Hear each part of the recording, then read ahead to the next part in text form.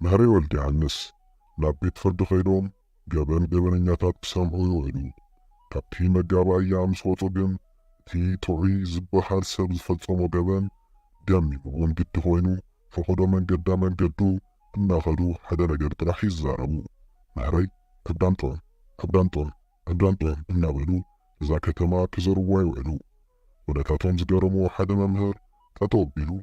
መህረይ ከመይ ኢሉ እዩ ኣዳምጦም ዝኸውን ኢሉ ይሓቶ መህረይ ወልደዮሃንስ ዓቢድኻ ጣዕሞ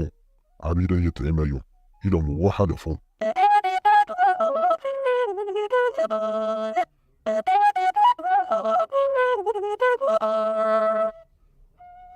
መህረይ ወልደዮሃንስ ምስ ሓደ ስርሑ ተሸካሚ ዝኾነ ግዙፍ ሰብኣይ ኣብ ትሕቲ ሓወልቲ ኣክሱም ኮፍ ኢሎም ጎብነይቲ ይርእዩ ነበሩ እቲ ሰብኣይ አንቶም መህረይ ወለድና ዓለም ዘደመመ ፈረንጂ ሃ ኢሎም ዝርእይዎ ጥበብ ሰሪሖም ሓሊፎም ንሕና ተሸከምቲ ኮይንና ንተርፍ ይብሎም መህረይ ወልደዮሃንስ ከምስ እናበሉ ንሕና እኳ ካብቶም ጠቢባን በይልኻና ኢኻ ካብቶም ተሸከምቲ ኢና ንኾን እምበር በልዎ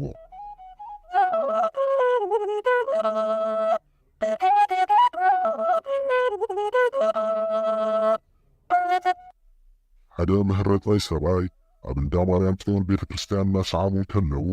መህረይ ወልደዮሃንስ ይርእይዎም መህረይ ናብ ብቆም ጽግዕ ኢሎም ቅርሺ እስክሃቡኒ ይብልዎም እዞም ምህረታይ ሰብኣይ ብቁጥዐ ማርያም እንዲያሉ ማዓንቲ ስለ ማርያም ኢልኩም ለምኑ እሞ ክንተኽበልኩም እንታይ ከም ዘቕመጥካ ቅርሺ ሃቡኒ ማለትካ ይብልዎም መህረይ ወልደዮሃንስ መፅለቒ ክትገብሩ እንድዩ ተደሊኹም ንዓይ ኢልኩም ሃቡኒ ተደሊኹም ግደፍዎ